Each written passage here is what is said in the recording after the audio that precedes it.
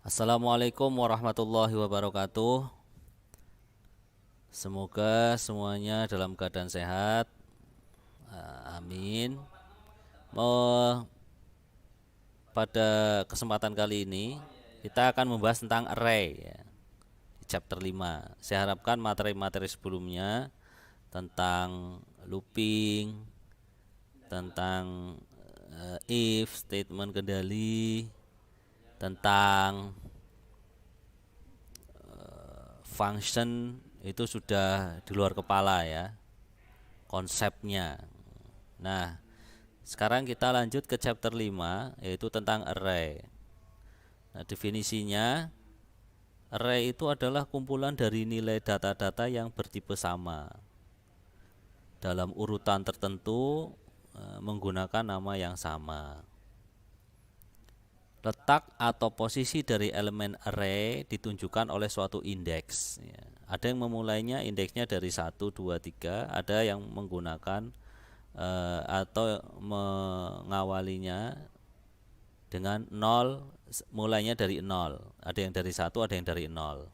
Ada beberapa bahasa pemrograman yang memulainya dari 0 dan ada yang dari 1 indeksnya. Nah, array ini sendiri untuk penamaannya karena dia berupa variabel, maka aturan penamaan sebuah variabel tetap sama ya.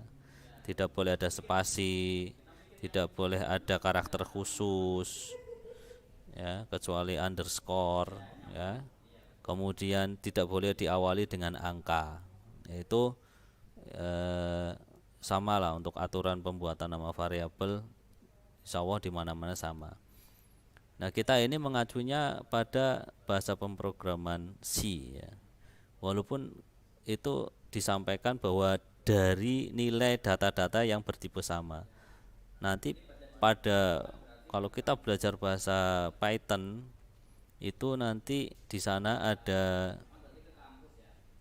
pengembangan lagi dari array. Ada tuple, ada list ya, ada tuple, ada list dan lain sebagainya. Tapi untuk sementara ini kita pemahamannya bahwa array itu adalah sebuah variabel yang isinya bisa lebih dari satu ya. Kemudian untuk menandainya itu diberikan sebuah indeks. Kalau seandainya variabel biasa itu ada sebuah lemari biasa yang tidak ada level-levelnya, tidak ada sekat antara yang di bawah dengan di atasnya. Kalau array ini ada seperti kabinet gitu ya. Jadi lemarinya itu ada di bawah, di tengah, di atas itu. Dan untuk sementara tipenya itu harus sama. Kalau dia numerik ya numerik semua. Kalau nanti string, string semua. Seperti itu. Jenisnya ada tunggal yaitu yang array-nya hanya satu. Ada yang berdimensi.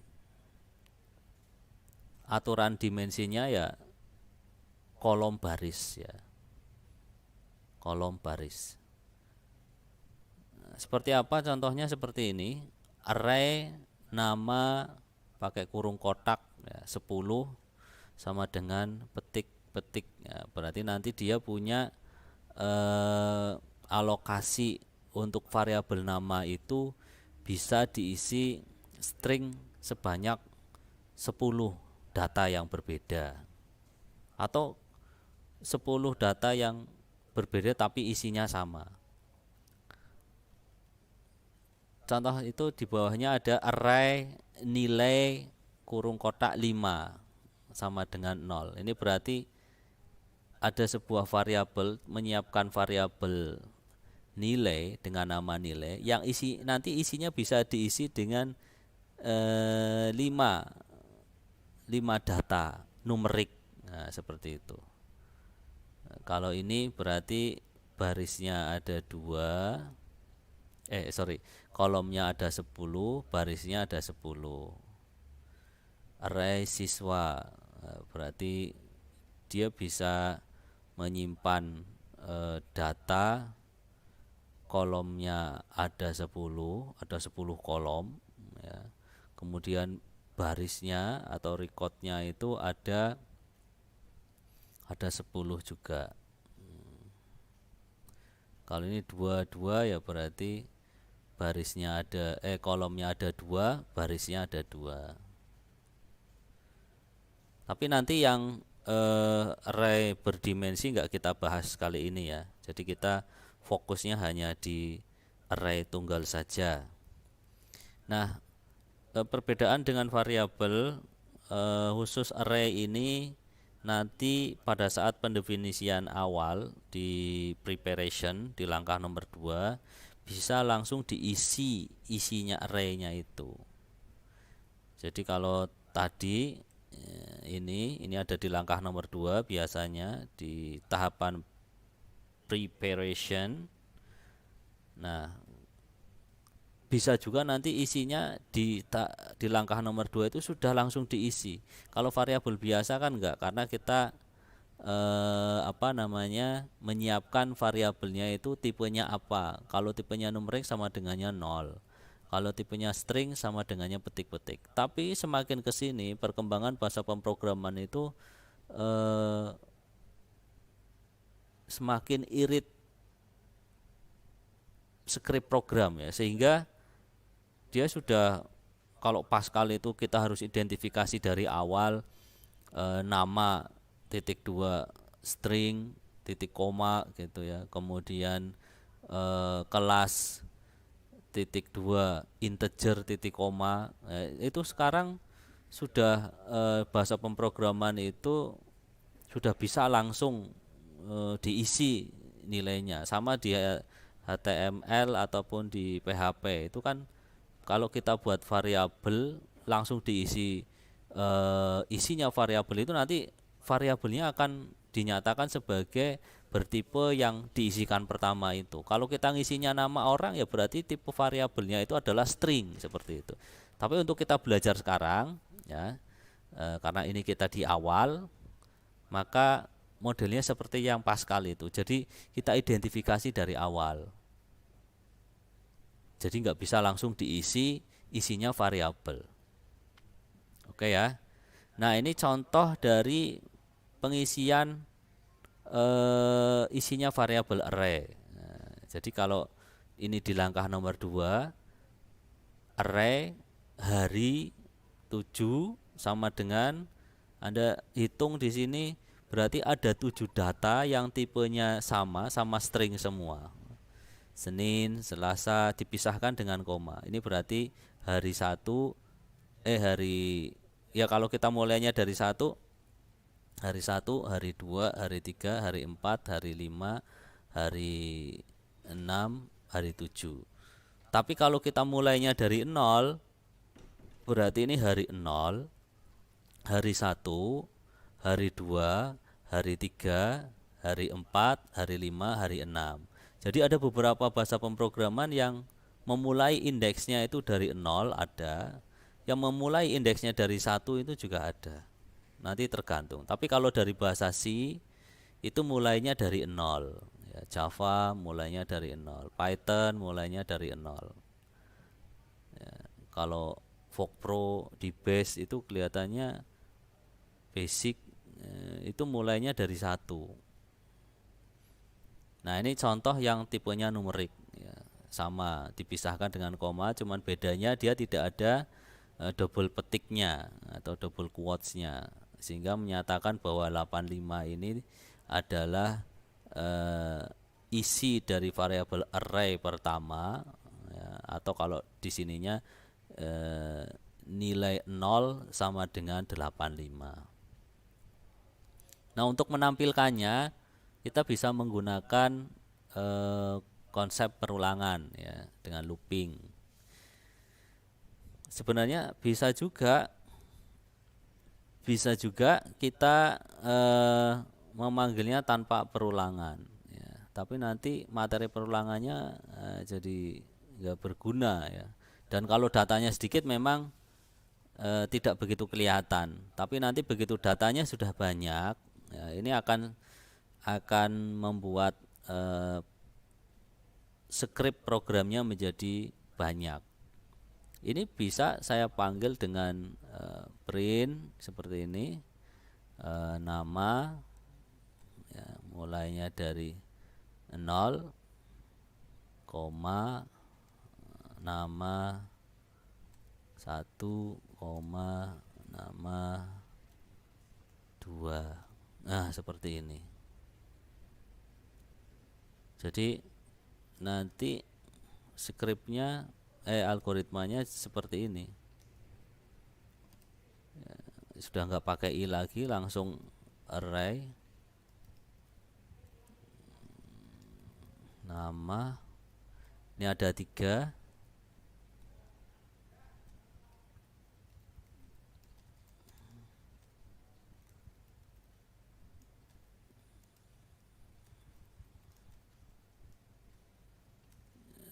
Kemudian langkah nomor 3-nya langsung print.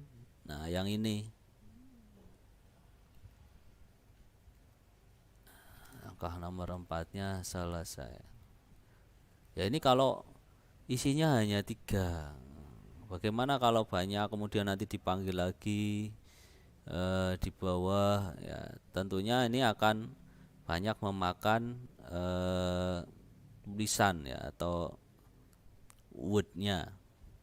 Maka kita gunakan konsep perulangan ini untuk mengakses data-data yang ada di array seperti ini, ya. Ini ada variabel counternya. Jadi print i. Nah, ini kalau ini mulainya dari 1. Tapi kalau di bahasa C nanti mulainya dari 0. Kalau mulainya dari 0 berarti nanti di sini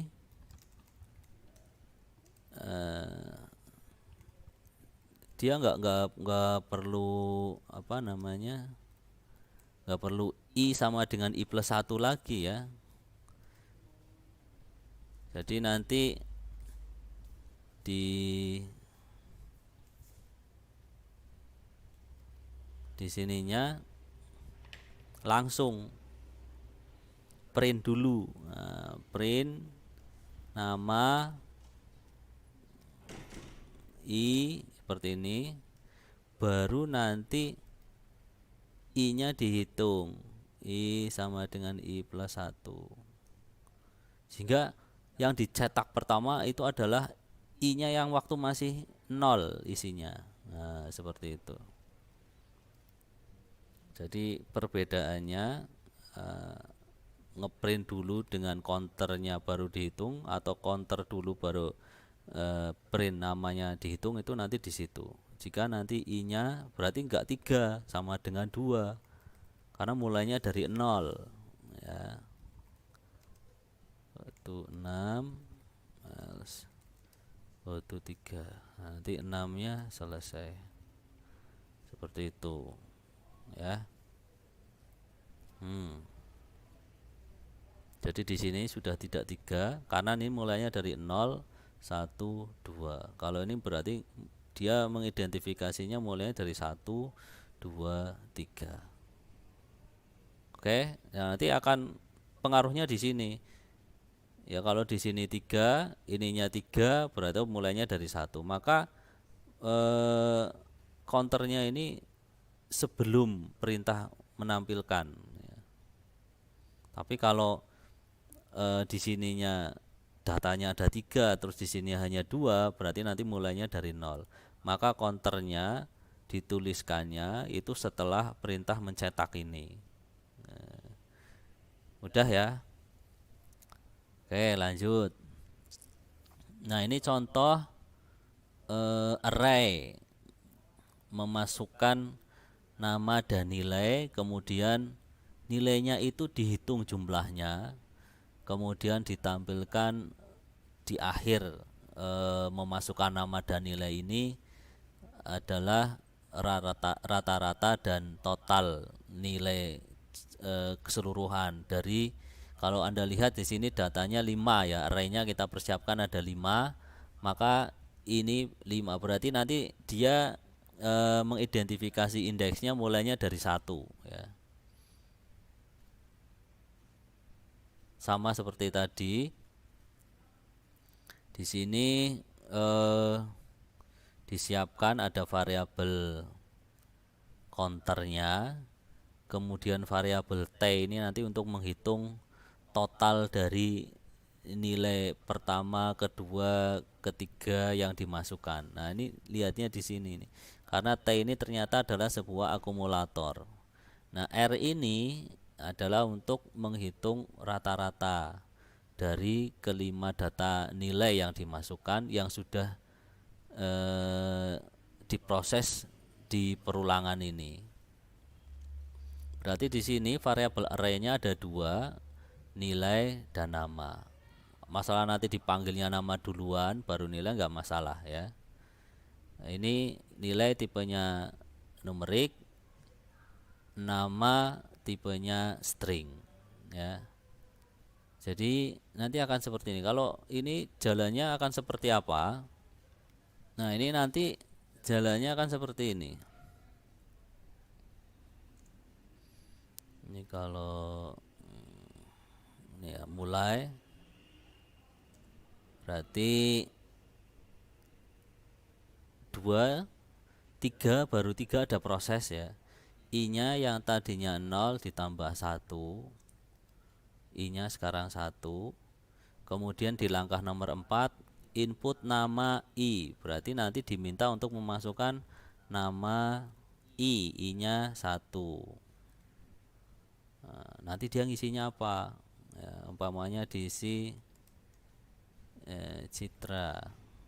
Kemudian nilai ya, nilainya juga nilai I-nya masih 1. Nah, mau diisi apa umpamanya, nilainya 65.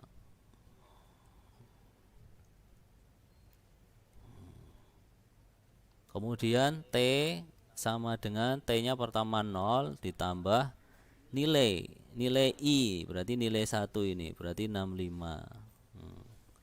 Berarti T-nya sekarang sudah tidak 0 lagi tetapi jumlahnya 65.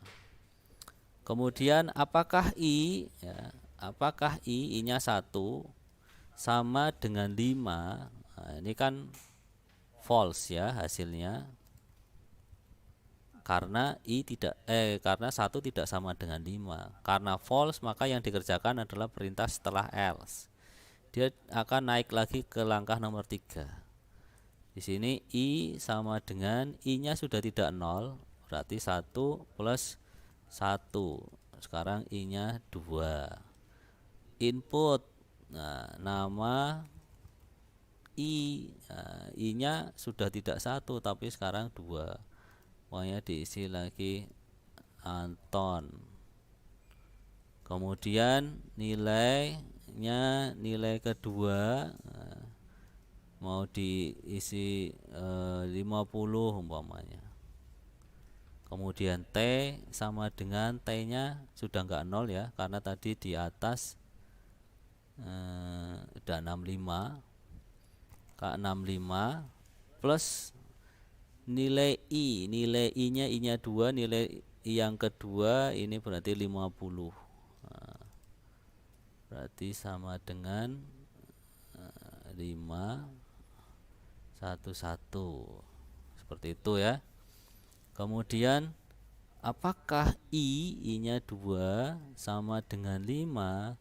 Enggak, false ya. Masih false.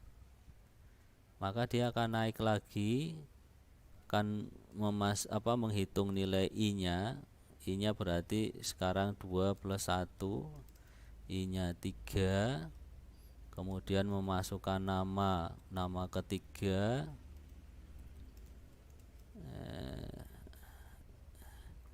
Intanon. Kemudian nilainya juga nilai ketiga ya, umpamanya Intanon dapat 70, sehingga T nya sekarang 115 plus 70 sama dengan 185. Apakah I-nya 3 sama dengan 5? Nah, ini masih false lagi.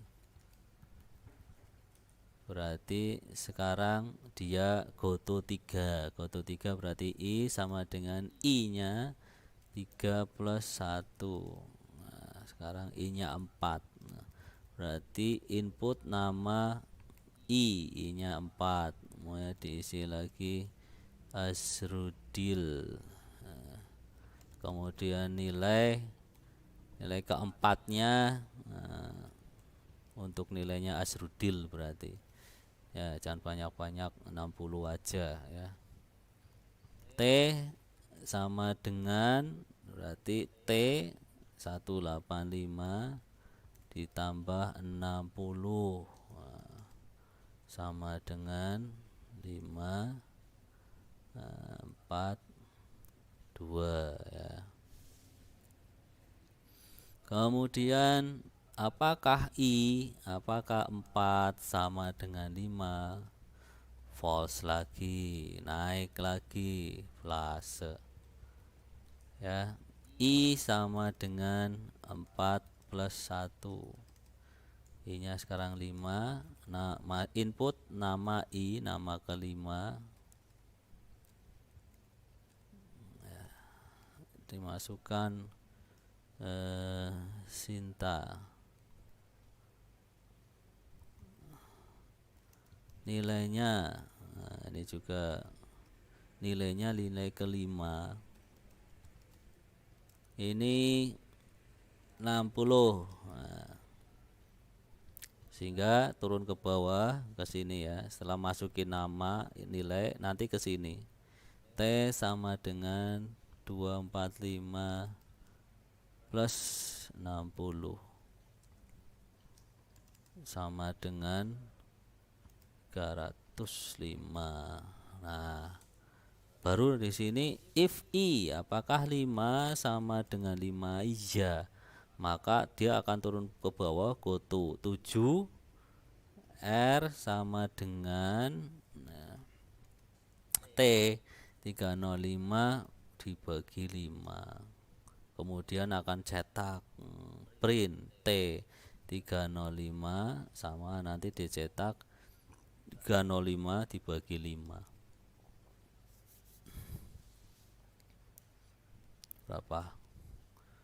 Berarti 65 ya hasilnya. Ya, seperti itu ya. Mudah. Oke, lanjut. Nah, ini kalau yang ini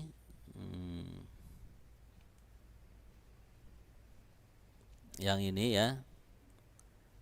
Yang ini semacam apa ini, ada counter, ada nama, ada jumlah, ada harga. Jadi ini semacam program untuk menghitung kasir ya.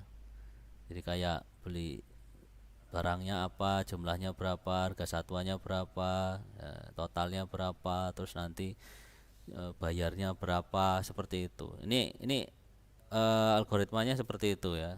Tapi di sini array-nya itu jumlah datanya hanya 5 ya, dibatasi hanya 5 saja. Nah, seperti apa ini jalannya? Sama ya. Jadi mulai I-nya sama dengan 0, nama NM J ya. Kita fokus di mulai langkah nomor 4 ya, memasukkan nama, jumlah, harga. Umpamanya di sini buku, kemudian jumlahnya 2, harganya 2.500. Maka di langkah nomor 5-nya ini T ya, T-nya sama dengan 2J1 dikali harga 2.500. Nah, ini T-nya sama dengan 5000, ya kan? Kemudian langkah nomor 6, tot sama dengan totnya 0 pertama ditambah T. Ya, 5000. Maksudnya T pertama ini 5000. Sekarang totnya jadi 5000. Apakah 1 I-nya sama dengan 5? Tidak. Nah, dia akan naik lagi ke langkah nomor 3, yaitu menambahkan counternya 1 plus 1 2. Nah, sekarang memasukkan NM kedua, namanya Ramedol, ya. Ini temannya Spidol. Berapa jumlahnya? 3. Spidolnya 3, harganya 2000. Sehingga nanti di sini T2 ya, sama dengan J. J-nya 3, J2-nya 3 dikali dengan HRG 2-nya 2000.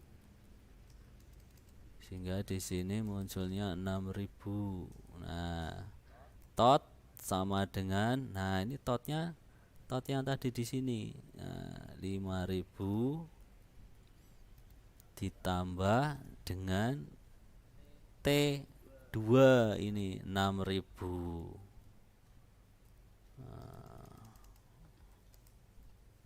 11.000. Terus seperti ini sampai nanti I-nya sama dengan 5 seperti tadi. Nah, setelah itu dia akan memunculkan yang tadi dimasukkan, ya, tapi counternya berubah.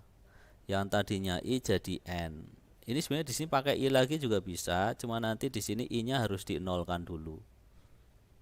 Ya, karena kalau enggak posisi I terakhir di sini adalah 5. Nanti kalau I sama dengan I plus 1 berarti 5 plus 1 jadinya 6, padahal indeksnya hanya 5. Kecuali mau diinverse, nanti yang dimasukkan atau yang ditampilkan di awal itu data yang terakhir, itu bisa, ya. Oke, ini untuk menampilkannya juga sama, berarti N sama dengan 0 plus 1, N-nya 1, kemudian print NM1. Nah, NM1 tadi apa? Nanti munculnya ini semua sampai nilai N-nya sama dengan 5, baru nanti tot yang terakhir akan ditampilkan. Ya. Jadi seperti itu, insya Allah sangat mudah sekali. Kalau nanti ada pertanyaan silahkan nanti bisa ditanyakan. Ini ada latihan, silahkan kalau bisa dikerjakan. Terima kasih. Tetap semangat belajar algoritma. Assalamualaikum warahmatullahi wabarakatuh.